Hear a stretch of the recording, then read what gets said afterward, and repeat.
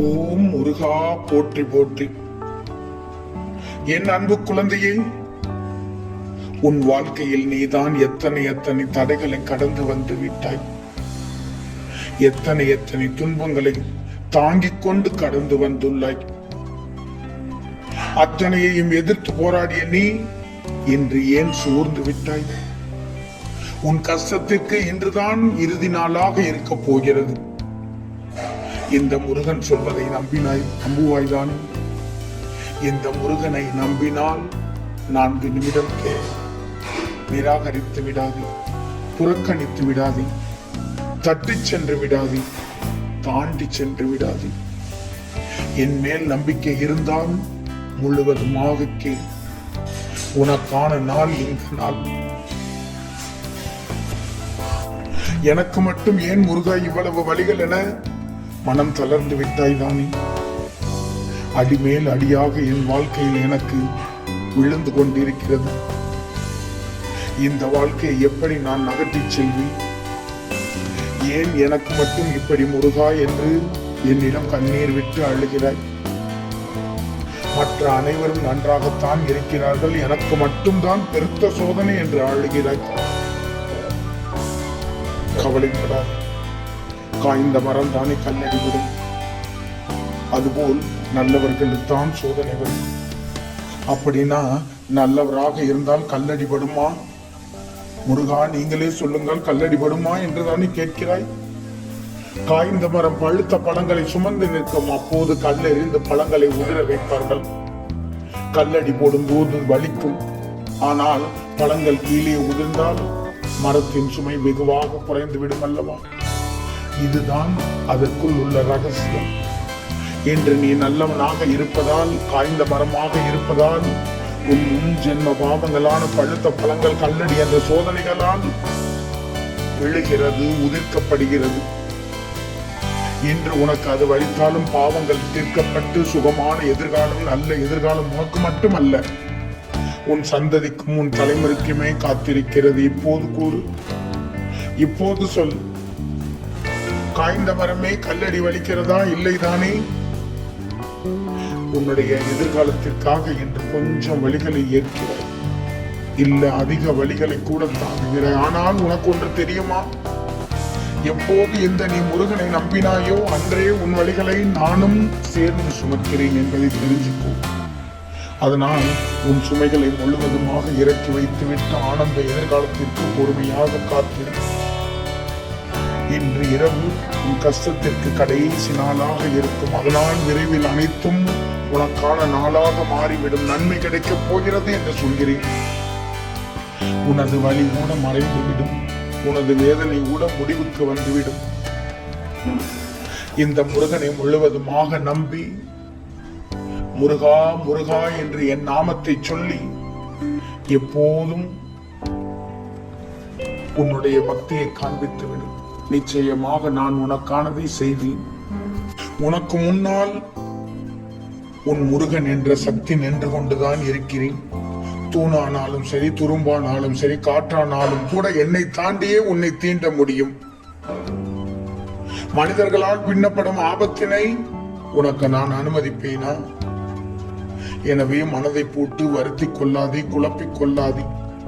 உனக்கு வரும் ஆபத்தை நீ உணரும் முன்னே அழித்து ஒழித்து விடுவேன் இந்த முருகன். உன் பிரச்சனைகளை எல்லாம் தவிடுபொடி ஆக்கி விடுவேன். உன் கஷ்டத்தின் முடிவிற்குத்தானே காத்துக் கொண்டிருந்தாய்.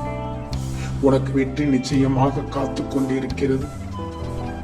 உன் வாழ்க்கை பிரகாசமாக இருக்க போகிறது. என்னுடைய கருணை பார்வை எப்போதும் என் பிள்ளையான உன் மீதுதான் இருக்கிறது. திரும்பவும் சொல்கிறேன், உன் கஷ்டங்கள் முடிந்து விட்டது. உன் கஷ்டத்துக்கு இன்றுதான் இறுதி நாள். இன்பமயமான வாழ்க்கை இந்த நிமிடத்தில் எனக்கு இருந்து உனக்கு ஆரம்பித்து விட்டது. உனக்கான வெற்றி பாதையை இந்த நிமிடத்தில் இருந்து நான் உருவாக்கப் போகிறேன். அந்த வெற்றி பாதையில் என் விரல் படித்து நடந்து வரப்போகிறாய். இனி என்ன தங்கமே, என் கையை பிடித்த வேளையில், என்னை நம்பிய வேளையில் உன் கஷ்டம் எல்லாம் கரைந்து ஓடிவிடும், காணாமல் போய்விடும், வந்த சுவடு தெரியாமல் போய்விடும். இது எல்லாம் உனக்கு சாதகமாகத்தான் நடக்கும். இந்த முருகனின் வார்த்தைகளை எந்த அளவுக்கு உறுதியாக நம்புகிறாயோ அந்த அளவிற்கு உனக்கு கூடிய விரைவில் நன்மைகள் கிடைத்துவிடும். உன் மனதில் உள்ள கஷ்டங்களை மறைத்துக் கொண்டு எத்தனை நாட்களுக்குத்தான் வாழ்வாய்? கஷ்டத்தால் உன் மனதில் இருந்து எப்போதோ நிம்மதி தொலைந்து விட்டது, இழந்து விட்டாய்.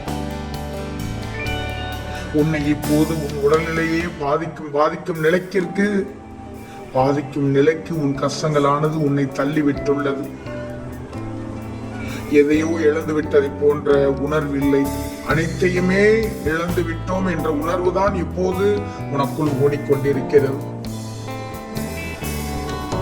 உன்னை தூக்கிவிடப் போகிறேன், உனக்கு உதவிகள் செய்ய போகிறேன், உனக்கானதை இந்த முருகன் தரப்போகிறேன். அவசரப்படாமல் பதட்டம் இல்லாமல் உன் காரியத்தில் ஈடுபடும். நான் பார்த்துக் கொள்கிறேன், அனைத்தையும் உன் வாழ்க்கையே மாற்றச் செய்வேன். காலம் மாறப்போகிறது.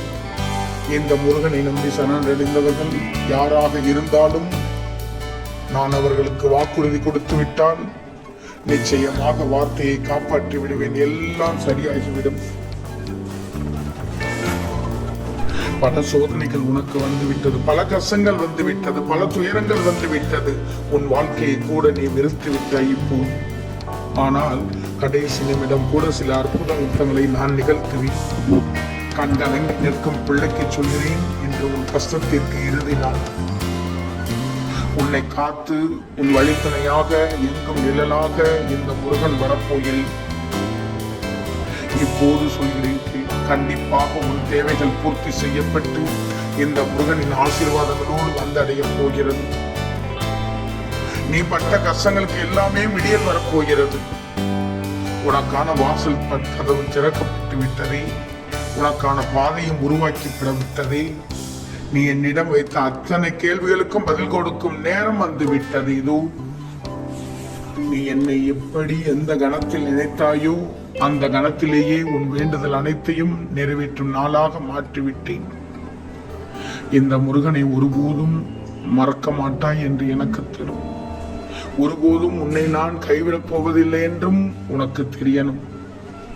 உன் வாழ்க்கையில் நீ பட்ட வலி கஷ்டம் எல்லாம் 6 நாட்களாக வந்து கொண்டிருக்கிறது. ஆனால்பட்ட எல்லாத்துக்குமே மாற்றம் இருக்கும் போது உன் வாழ்க்கைக்கு நான் மாற்றத்தை ஏற்படுத்த மாட்டேனா? நீ வாழ்க்கையில் சோர்ந்து போகும் சமயத்தில் கூட தோள் கொடுத்து உயர்த்தி பிடிப்பேன்.